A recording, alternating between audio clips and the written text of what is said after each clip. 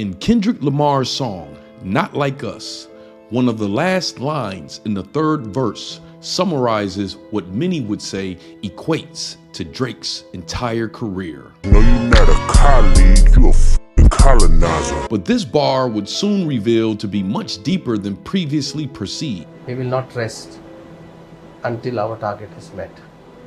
In Kendrick's historic groundbreaking concert, The Pop-Out Show, he shook up hip-hop by making a prolific statement. I ain't seen them yet. Give me Tupac, read back, and I might give you a little respect. Remember? Tupac's crown jewels, purchased by Drake, would turn out to be one of a few hip-hop rare artifacts owned by a Canadian Jewish man who is bent on getting his hands on as much significant cultural memorabilia as possible, plundering documents, precious metals, and even masters in an effort to become hip-hop's very own colonizer. Though none of these items are stolen, the anger in his ownership of these items is just the same. In his video, Family Matters, Drake could be seen wearing a chain with what looks like an engagement ring attached to it. Rumors would arise, could it possibly be the engagement ring of Kendrick's fiancée, Whitney? Some would claim this to be true, while most deemed it all cap. The truth of where it came from is actually more intriguing than the lies. In the 19th century, there were stories of a diamond from India with over 100 carats illuminated with beauty. The Koh-i-Noor diamond was first discovered by Shah Jahan. The owners would change as invaders and empires would rise and fall, usually symbolized by their gain and loss of the diamond, till the message of his glamour would make it to England, where Lord Dalhousie would set his sights on obtaining it.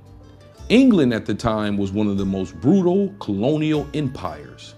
They would mark the Koh-i-Noor diamond as the ultimate sign of power. In 1849, Dalhousie would have his opportunity when the current owner, Ranjit Singh, would give up the ghost, leaving the diamond as well as the throne till his 10-year-old son, Dilip, whose mother was quickly jailed by Dalhousie until he gave up the Koh-i-Noor diamond, which today is instilled in the UK crown jewels. The Britishers have taken it illegally. So this doesn't need any legal action.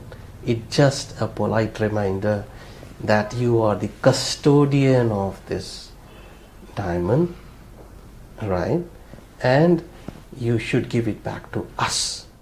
This would not be the only tale of plunder from an empire set on control and colonization. In South Africa, a diamond with over 3,000 carats became a target. While the cullinan isn't the same symbol of plunder, the original stone, uncut, the size of a human heart, was mined on stolen land and gifted to King Edward VII by South Africa's colonial government. Those diamonds there were gotten through the spilling of blood of innocent people whose only crime was firstly that they were native to that country. Both Indian and South African cultures, history and struggles on display are part of a legacy of destruction. It is very important that the previous colonizers and the current colonizers, they need to take responsibility. Otherwise, there will never be justice. Isn't it a farce that it was Indian diamond, now they have South African diamond? So what is the difference between India and South Africa? Not this colony, but that colony. In 2022, Pharrell would hold his first in-house auction with his new digital media company, Jupiter, placing up for sale some of the most decorated hip-hop pieces of all time.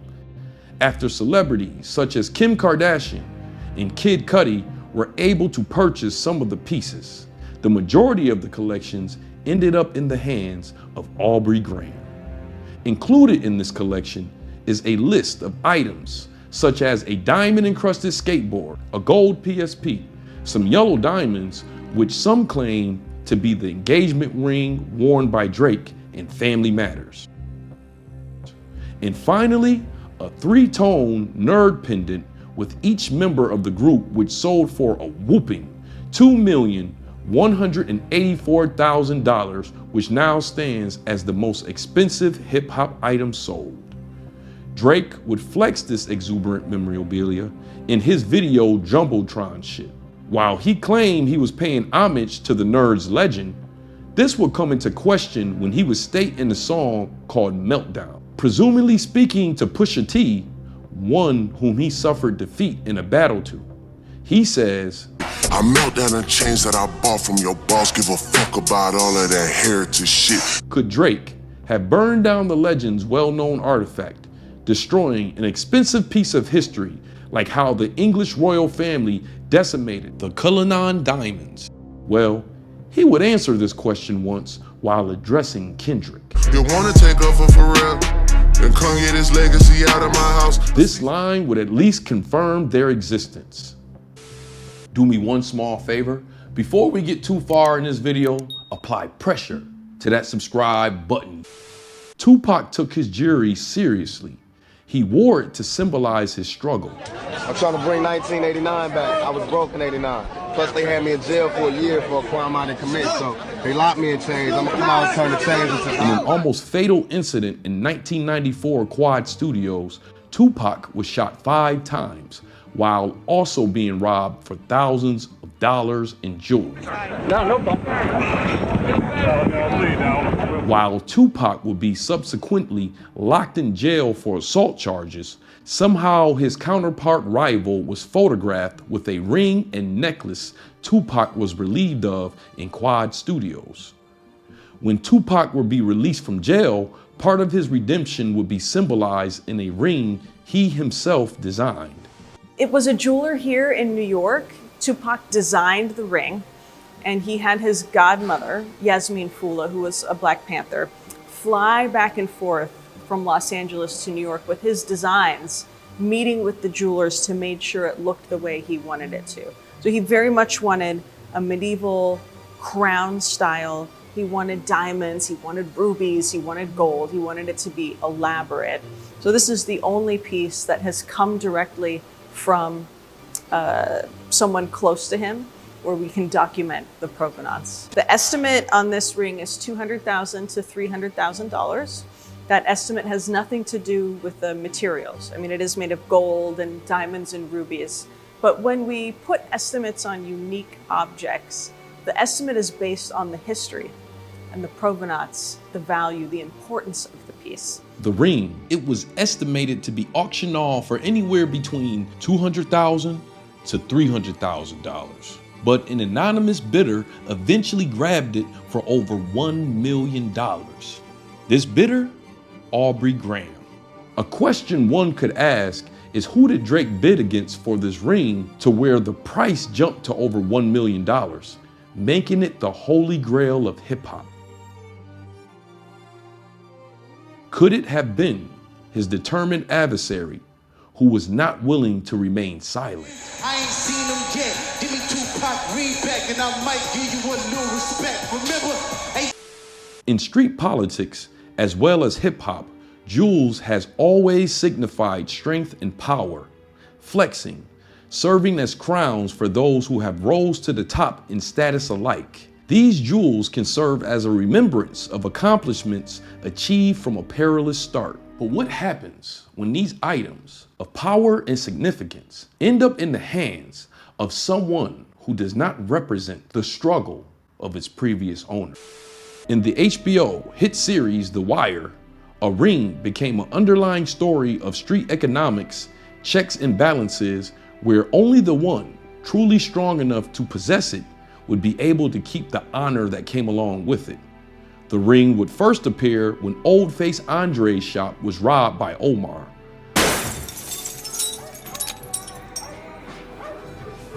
You heard what the boy said? Andre, the ring's first owner, rotates and removes it in an effort to retain ownership. But that wouldn't last long. Eventually, Marlo, one of the main antagonists of the show, calmly commands Andre to hand over the ring. Fingers swelled over the years. Need some help? Yeah, man. You need help? Nah, I got it. He would fumble the ownership when Omar once again comes into the presence of the precious item, but this time capitalizes off the situation, He robs Marlo of the ring at a poker game. This ain't over. Well, that's how you carry the shorty. After Omar, the next owner would become Officer Walker, a degenerate cop who would use his badge as a tool to command control of the item, different from the last two owners. Boy, you don't know the rules of this here game. Rules? Yeah. But fate would still reign supreme when Officer Walker was not only robbed of the ring, he was shamed as well, making a young shooter named Michael the lucky new owner. The story of the ring ends when Marlo once again sees the ring he once had in the hands of Michael, the one who would eventually replace him. Yo, where you get that ring from? Took it from a nigga. He questions him, but never asks for it back, understanding the ring was where it belongs with the one who represented its story. Drake's ambition of cultural control goes past artifacts and jewelry. Weeks ago, Joe Budden would introduce a theory from following the money that Drake has a deal with Gamma Records, who owns the rights to Sexy Red, 4 Bats, Meek Mills, and Rick Ross. And in this deal, Drake would procure a piece of ownership and publishing rights of each artist's catalog. Joe Budden would get a chance to interview the CEO of Gamma Records, Larry Jackson. My wild theory was that Drake had to have some type of hand in Gamma, which is why he's promoting Ross albums and Sexy Red, and he must have some type of deal that's not even available to other people, to whereas he gets to be the owner and player. You want the truth? Sure. So between Apple, Eldridge, which is Todd, Alpha Wave, which is my friend Rick Gerson, and myself putting in money, real skin in the game, as they would say. Those are the investors, you know? While he would deny these accusations, ironically, this interview would only strengthen the volume of these rumors. But do you think that Drake's deals are a point of contention for his peers? I can't answer that question. It's not appropriate or my place. I have to definitely display good cultural etiquette. So, do you like your water? Would you like any ice with that? No, this is excellent. This theory answers the question that was asked of why, just this past November 2023, Drake promoted Meek and Rick Ross's album. It would also answer the question on why Drake has so many enemies, denying sample clearances and sending cease and desists. If true, this would make him not only one of the biggest streaming artists ever, but an empire. While only time will tell, he already has some of the most powerful people behind him. Thank you for watching this entire video. And if you enjoyed this, I'm pretty sure you enjoy some of my short and long form documentaries you can find right here. Well, anyways, you know how we like to end our videos over here at Moxy Approved, right? With that water. I see you here next time on Moxy Approved. Please join my Discord, link in the description.